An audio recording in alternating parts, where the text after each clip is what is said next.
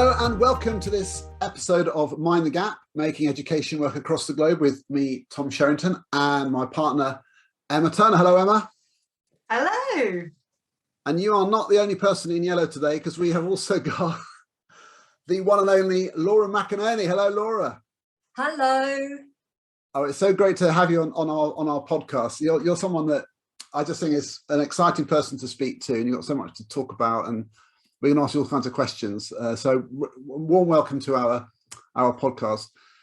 I'm going to kick off by asking you.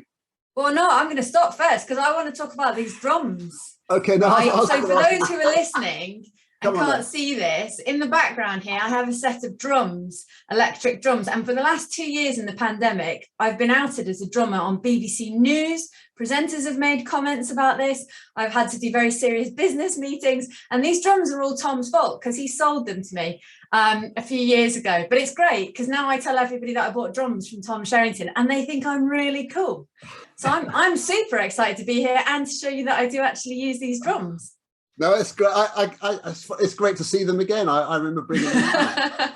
And we did the deal when we both went to see Richard Ashcroft in concert. That was quite exactly, because again, if listeners don't know, Tom taught Richard Ashcroft from the band The Verve, which is like super cool. So I got to go to see a Richard Ashcroft concert with you and have your drums in my house. It's like edu celeb awesomeness all around. It was all very exciting. Yeah, I mean the Verve thing is quite crazy because they were just students. Like there were lots of student bands, and I had this amazing thing that they had a recording studio, and no one really knew how to use it. So I kind of got involved, and they lots of schools have like sixth formers in lunchtime bands, and they were just in one of them.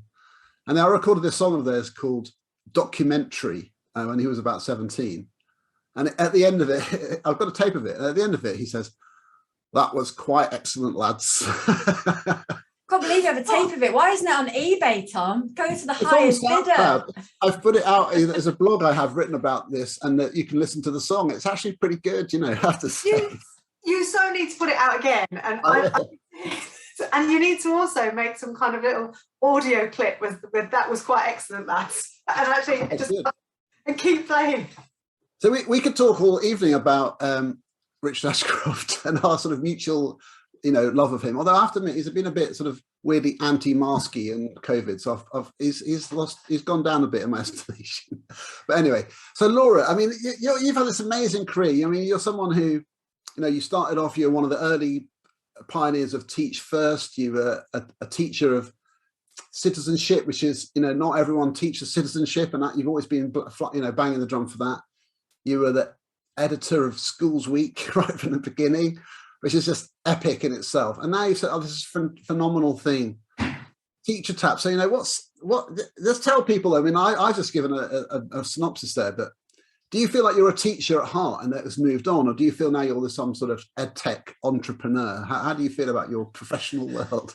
Not sure I'm ever going to feel like a tech bro. When I do sit in tech bro conversations, it's always a bit like, take your cap off and put your feet down off the table. I think the teacher in me overrides everything. But I think there's a golden thread that runs through a lot of this, which is that I just believe in information. I believe that knowing stuff can help you feel more confident, can help you help other people. And it's really fundamental to a society flourishing. And I was a citizenship teacher, in part because I did a degree that had a mixture of subjects in it that didn't lend itself very easily at that time to being a core subject teacher. Pre-2009, you see, you had to have a degree in the subject that you taught. And I didn't easily have it. So citizenship was the thing that we all got flung into in Teach First. After 2009, you were allowed to teach things that you had an A-level in. So I'd have probably become an English or a maths teacher, and maybe I'd have felt equally passionate about those subjects. But when I got there with citizenship, I really do believe that young people have to learn the instrument of making change. When I was doing my A-levels, they tried to close the college down halfway through the first year. And so I remember going to the library, because there's no internet back then, and digging out all of these select committee reports and looking through education white papers to find the reasons why they said the school was closing, the policy and what the policy's original intentions were, and writing to the radio and writing to our MP. And we managed to get the college open for 1 extra year so that those of us in our second year could finish our A-levels. And I used to show that letter to my students and say, you know, the reason we did this was because we figured out who to write to. We were able to write, we were able to put our point forwards, and you have to learn that stuff. And I was lucky, I have a dad who was always involved in the trade union movement, is a local councillor now, my mum's a local councillor, so I had that in my house all the time, but other people don't. So I was passionate about citizenship teaching. And then really Schools Week and Teacher Tapp, they just follow the same trajectory. Schools Week was, how can you get into the hands of teachers every week the news that matters of what's happening all across the sector, whether that's politicians, whether it's decisions that's being made, whether it's Ofqual and Ofsted. You've got to have somebody who's ringing them up in the week and giving them a bit of a hard time and asking for answers and getting those answers. Because when you're a school leader, if you phone the DFE, you'll get a response that says, oh, we'll get back to you in 15 days.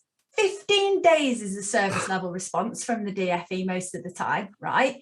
And you're trying to make a decision in an hour.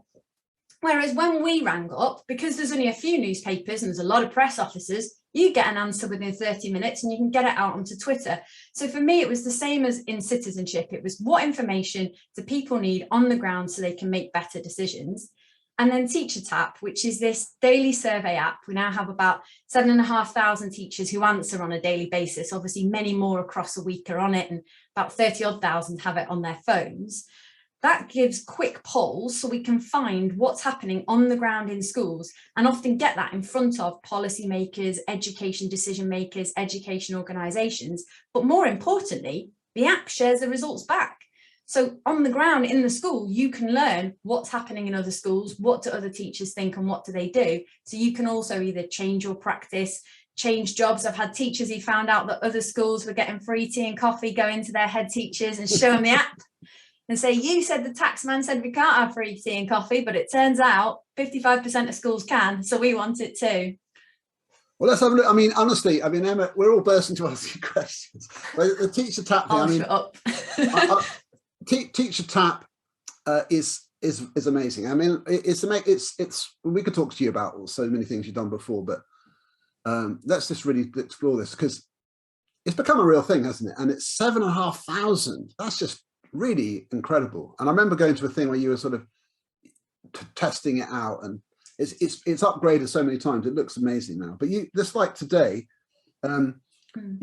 you have the results of yesterday's poll, and it says the current accountability measures are a fair and accurate way to measure school performance, and 1% strongly agree and 17% somewhat agree. So it's only 18% of people are sort of broadly positive about the current, and then 32% somewhat disagree, 23% strongly disagree. There's a lot, you know, it gives you a feeling of the spread, but what it tells you is not everyone hates the accountability system. So it's like, it gives you the nuance there. And of course you can track that over time. It's just phenomenal. It's so interesting. And then another one about external assessments. So there are different questions. So I'm so interested in this. What's the source of these questions? You know, why have you asked those questions yesterday, for example? Sure. So there are different types of questions on the app. We do allow some people to commission surveys with us. So we sort of work a bit like YouGov as a polling organisation, where they ask lots about politics, lots of different things. We do that, but specifically for schools, especially because you've got to speak the language of education, I think, a lot of the time, to be able to ask questions that teachers are interested in. And so we'll sometimes have commission surveys on there, and sometimes they're ours. Majority of them are actually ours. They are sent to us by people on Twitter. They are suggested to us by teachers as we go around the country. So yeah, be a bit careful. If you ever at Teach Tapp with a question, 3 days later, it may well pop up. People are always surprised, and then they're tweeting, oh my goodness, you really did ask our question. We don't say in advance which questions have been commissioned and which haven't, because we think that could bias the results. And also, we're really careful about how you ask the questions. So we have like an editorial process internally to try and get rid of as much bias as possible. We won't let people ask lots and lots of questions. So people come and they want to find a particular answer. And we say to them, we're not the organisation for that. If you want to find out the real answer, we'll help you come up with a question for that. And so because of that, we consider every question that's on there a Teacher Tapp question. Sometimes they've been suggested by different people. And after 6 months, we always say to people that do commission the surveys, we retain the right after 6 months to use that information and to share it as much as possible. So we're slowly building up a bank of research and evidence over what is now 4.5 years of everything, and we can share that as we wish back with the community in time. So the commission surveys funds it, everybody gets to learn, and over time we're really starting to see some exciting trends, because we were asking questions in May 2018, May 2019 that we're now starting to ask again, and we can really compare exactly spring before the pandemic with spring after the pandemic to see how much things have changed. So what's changed? What when you're looking at that data now, what's the thing that made you go, whoa, that's massive, or that's huge, or I didn't expect that? One of the biggest changes we saw in the pandemic already, and I think it's going to bear out in the long term, is how much homework is changing. Homework has been a really big marking load for teachers, and I know it differs by subject and key stage and everything else, but marking is something that nobody likes. When you poll teachers and you say, what's the favourite part of your job? Writing lessons, delivering lessons, or marking? 0% of teachers select marking, right? And what we've seen is that the technologies that were brought in during the pandemic, a lot of it being online assessment that can be automated, assessment that the students can do themselves, and then the questions or the answers, the results are delivered to the teachers. That seems incredibly popular and very likely to stay, which should start to reduce now the marking workload. So we're just rerunning it. We're also not seeing as much change on the technology front as I expected. So how many teachers have a school laptop, for example, didn't change that much between the beginning and the end of the pandemic, which I'm really surprised by. And again, we're just tracking and looking now to see how much student access to devices has changed, because obviously more schools will have bought laptops for every child. And I think we're going to see it move a bit, but probably not as much as I would have expected, given in April 20, May 2020, exactly how much of a focus there was on technology. I think the results that you get on Teacher Tapp, I mean, I don't know how much feedback you get on how people then use them, but I know that I use them an awful lot. And one of the Teacher Tapp surveys that I go back to again and again was the one where you asked about, where do you see yourself in 10 years? Which role do you see yourself? And the difference between men and women who saw themselves as a head teacher and who didn't see themselves as a head teacher. So do you find that there are things that come out of the questions that you ask that you weren't actually asking about, but then are kind of huge provocations on the back of it?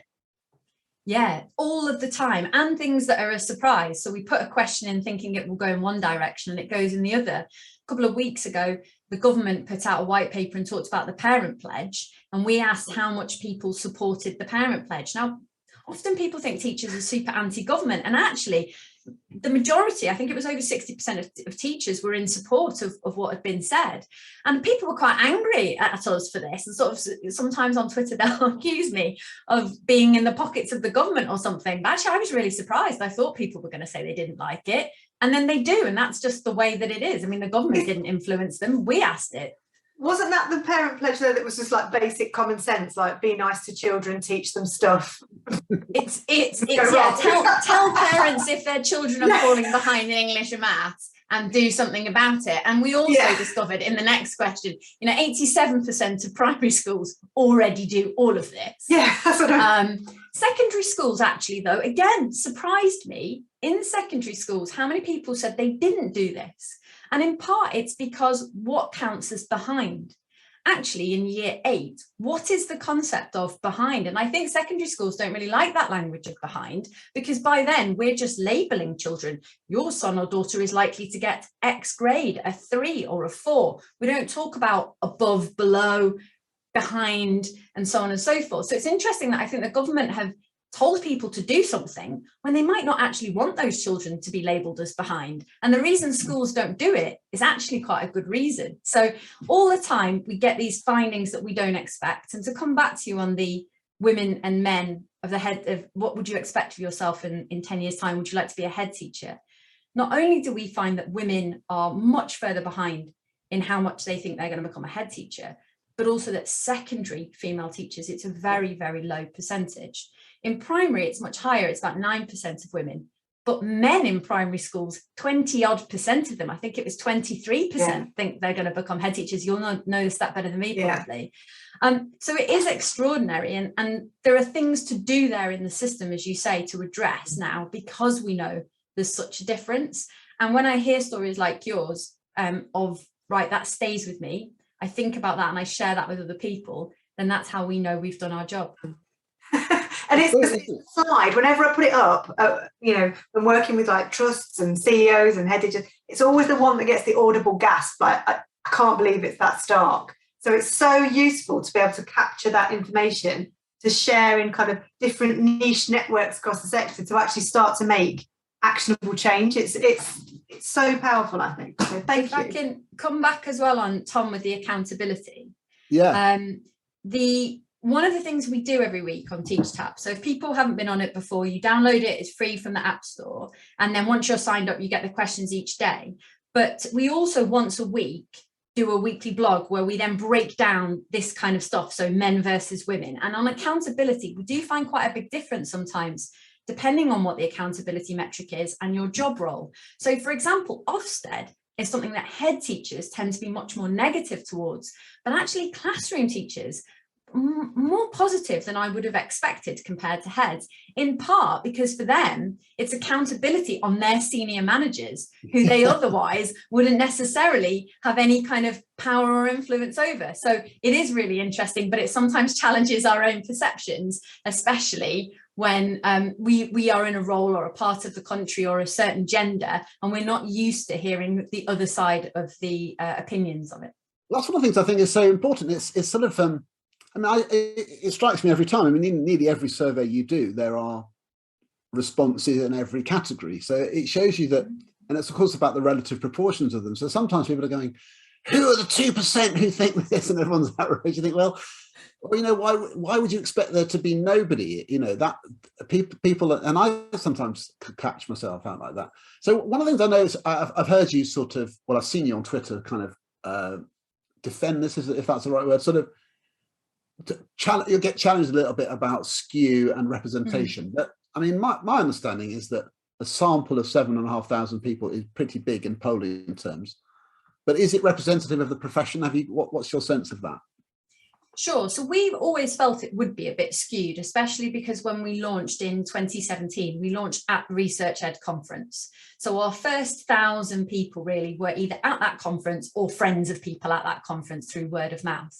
And then over the years, we've obviously grown and we keep a check on how different the people are who signed up at the beginning versus the sample as it's changed. And you can see, for example, when we ask about interest in research, how often you read certain books, certain concepts, that the people at the beginning were more skewed.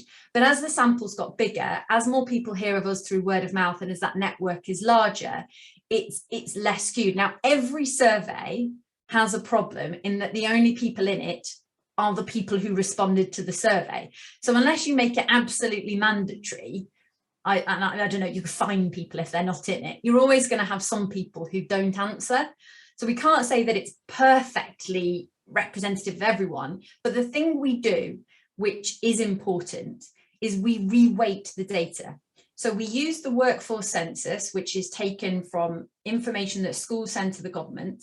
And that shows you what the population of teachers look like on observable characteristics. For example, gender, how many men and women are there? How many people are in primary and secondary school? How many people are a classroom teacher or a head teacher?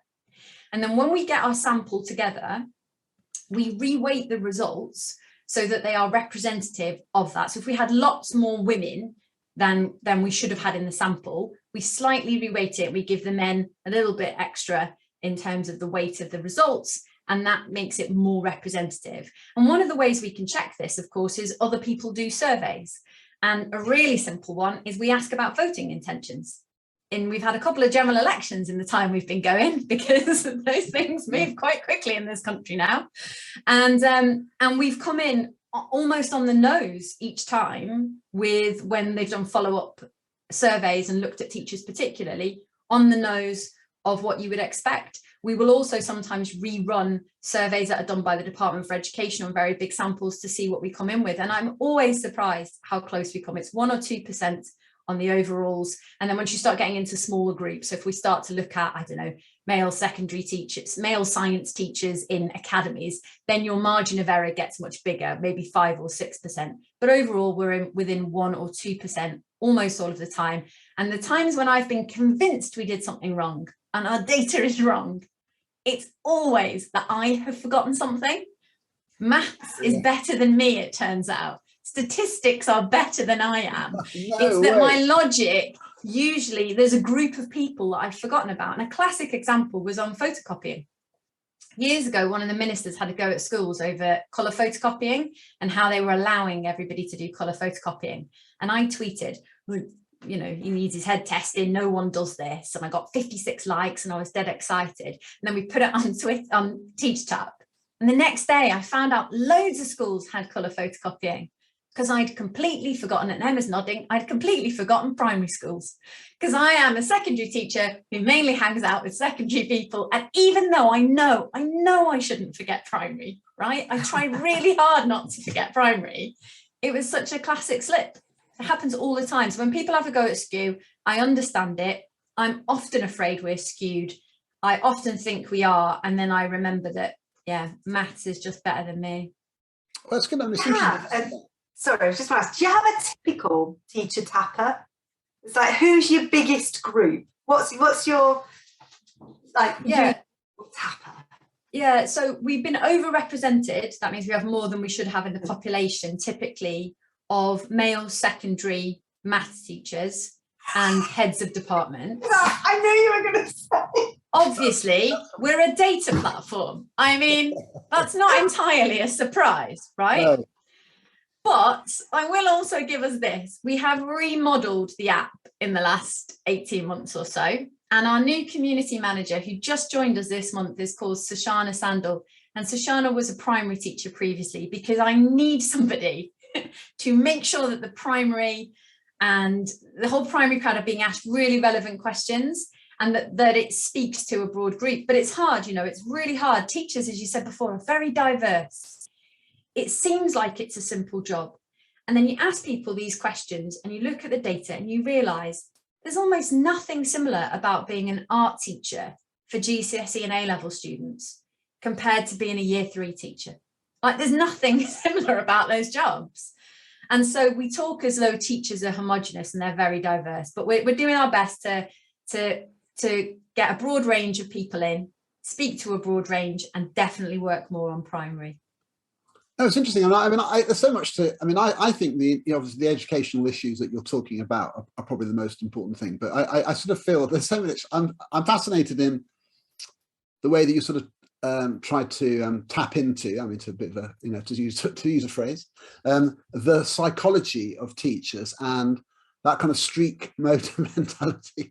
And I must admit, it vexes me. On my Teacher Tapp, if I look at my badges, the only one that's any good is the fact that I have been on Teacher Tapp for 1,685 days. That's the maximum possible. I think you got in like the day before, didn't you? Before it even launched. I was like right on day one. But my current streak is only 1. And it's partly because I'm terribly demotivated every time I lose a streak. And I just think, oh, what's the point? And it takes me ages to get back into being bothered. It's a bit like with Wordle. If I lost my Wordle streak, I nearly cried for about 2 days. And then now I sort of don't care anymore, because what's the point? So do you feel like this sort of streaking and the keeping going is a factor, or do you think people kind of come and go now and it doesn't matter so much? Well, we've got data. We've looked at this a lot. So we know that when we did introduce the streaks and the badges, it definitely did lift the number of people who were what we would call everyday tappers, which is the majority of our users. People typically, if they're on it pretty much every day. And so it does have that effect. We also know from the number of people who contact us, by far the thing they contact us most about is their loss of streaks. And we're very happy, you know, if something's happened to your phone or you've gone and got married for the day, like give us a message, we'll connect your streak up. It's fine, right? Like the world is going to be okay if you get your streak back. We have put lifelines in. So a lot of the time people are able to win their badges back. And we want to look again, now the app's been redone, is there anything else we can do to help with that? So could it be over time, perhaps if you've answered so many questions, you can bank a lifeline and then bring it back again?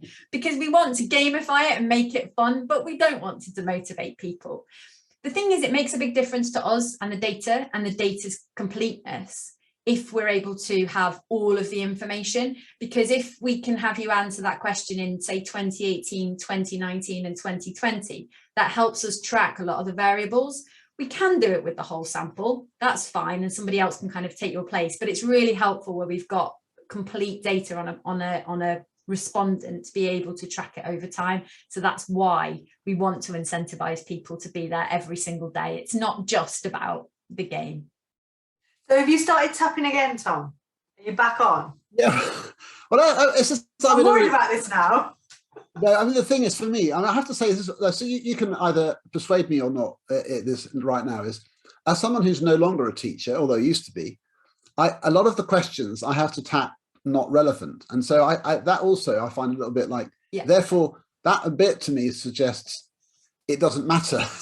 So am I wrong about that? Because if it matters to you that my not relevance are still counted, then I'll do it. But if it doesn't sort of matter, then it doesn't really matter if I tap or not. So that's my feeling about that.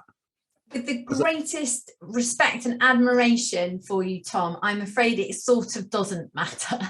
In that if you're not a teacher, we allow people who are not a teacher to be on the app because we hope that people are interested in the results, and it might be that you want to look at the results. She said before, Amanda Spielman has said she's very interested in what's happening in the teaching profession. So she is on Teacher Tapp so that she can look and see how the teaching profession feels, including on questions about Ofsted.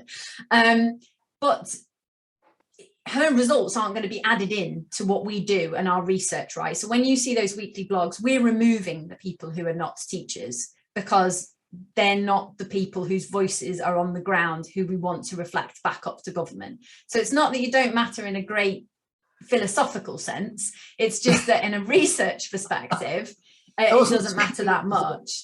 Sort of, you know, give me like relevance in life. Sort of a generally existential kind of crisis there, but that's important to know. So but I wouldn't want you not to be on it if you find it interesting, which is why we created that route. And again, if anybody's listening who is a school governor or works in a school and isn't a teacher, is a teaching assistant, is a librarian, if they feel it would be interesting and they don't mind clicking not relevant, 100% take the route. But if you're dragging yourself through it only because you know that one not relevant is really important, then that's probably not the best reason why. What I will say, coming back to primary as well, is we don't have enough primary people. So each of those voices at the moment, we reweight to make sure they are balanced in the sample, but it would be good to have more primary teachers on, precisely so they can rebalance that secondary voice. Every time I do primary training, I put Teacher Tapp on there. Every time. Thanks, Emma. A steadily growing number. Because like you say, it's really important. There's far more primary schools than there are secondary schools. Yes. I mean, the staffing are similar.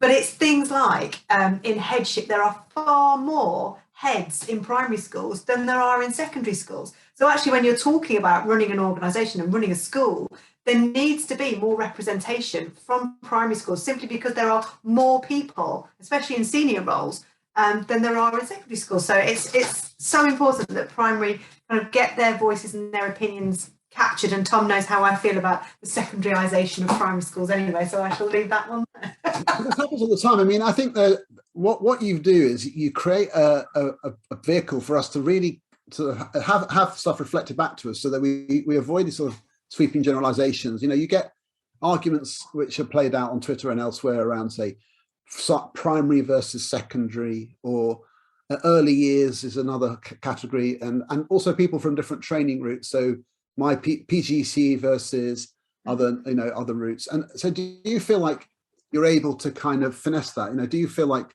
there are these patterns, primary versus secondary, or do you think within primary there's as much variation and of opinion as there is within secondary about certain things like assessment or curriculum? So I'm your classic centrist, it's all a bit more complex and nuanced than that kind of person. And unfortunately, sometimes the data doesn't agree with me. And actually, there are really very distinct differences, and the two don't always agree with each other particularly well. One of the classics on this is the prog versus trad debate, where I've always been like, everybody's a bit prog, everybody's a bit trad, whatever. And then actually you do find there are quite lots of people who say they are one more than the other. And then we start to look at traits in the classroom and whether you'd expect those to go with progs and trads, and it does get a bit more complicated. So people say they're one or the other, but on a day-to-day basis, they might actually act much more similar. So you have people who identify in different groups, but really they're much more similar than they believe.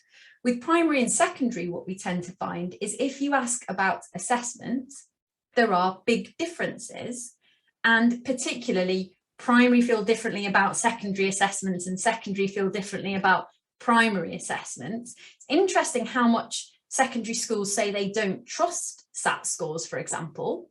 They don't trust things from the primary school, and yet they'll happily set year 7 using those SAT scores.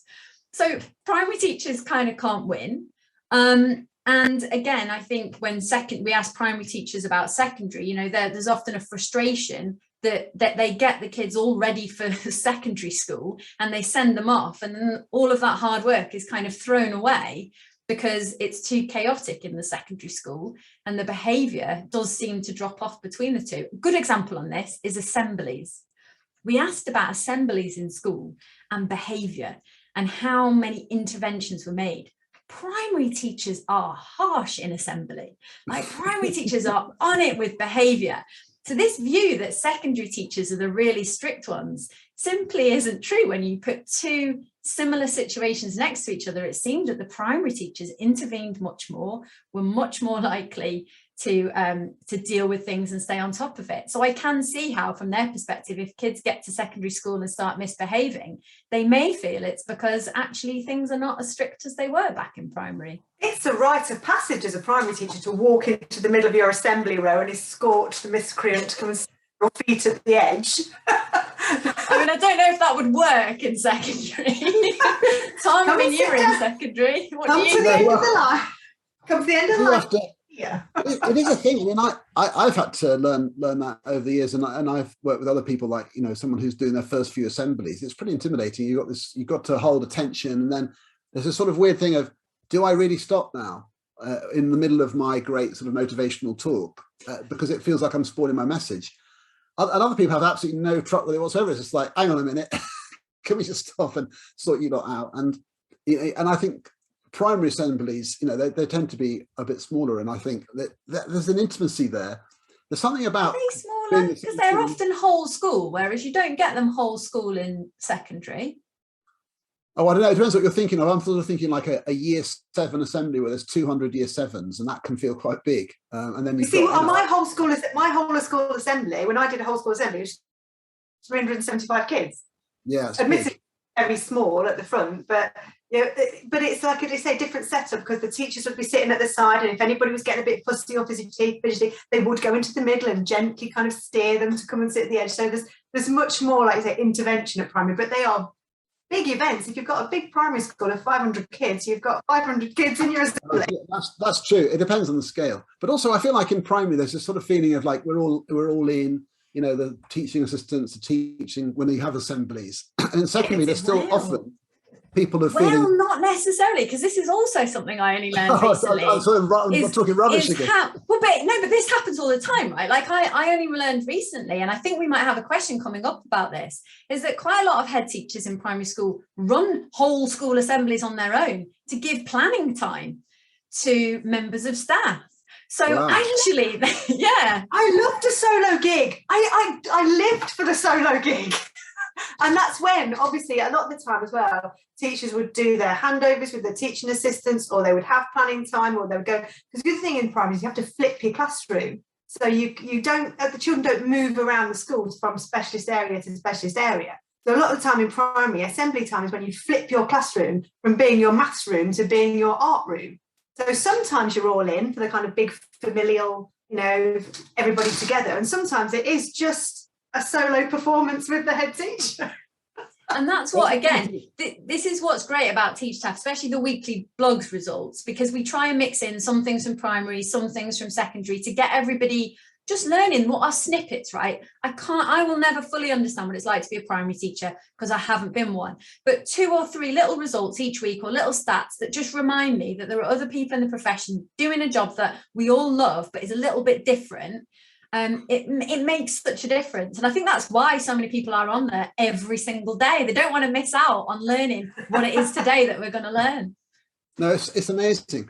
It's funny though, because I feel like, there are some things which are common, because in my work now, I work probably 50-50 across primary and secondary. And like tomorrow I'm doing a training day all day in a primary school. And yesterday I was in a secondary school all day.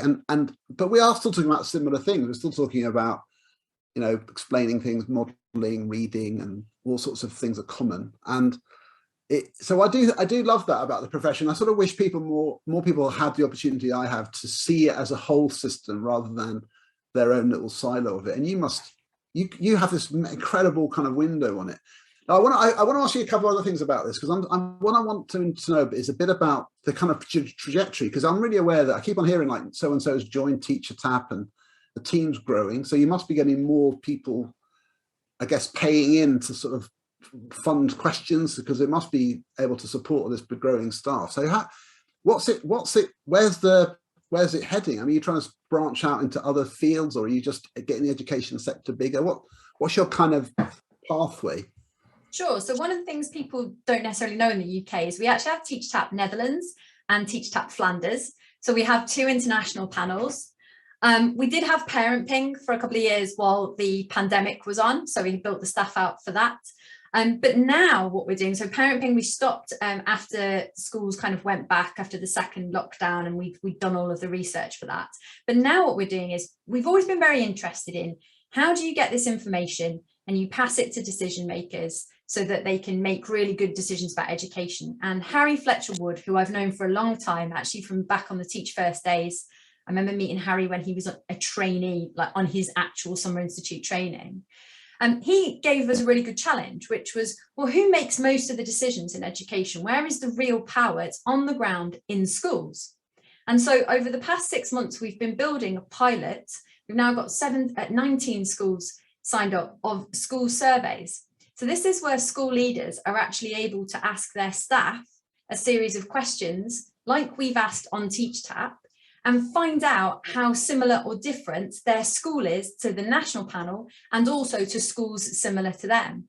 And we're doing this because we think that there are some things that, you need to know whether or not to hit the panic button, right? You need to know if X percentage of your staff are thinking of leaving, is that a problem? Or actually, is that completely normal?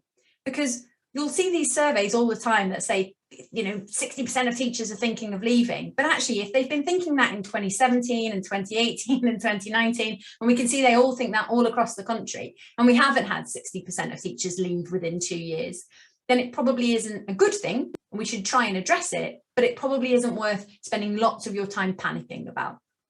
So school surveys is really exciting for us. And it's a way of schools being able to use lots of that information to get a customizable service where they can pick the questions that they want to ask.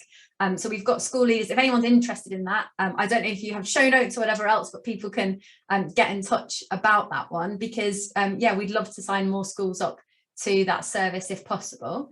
And then we just want to carry on doing a really, really good job of making sure that the community gets out to people. And I do need to give a bit of a shout out as well to Twinkle Hive.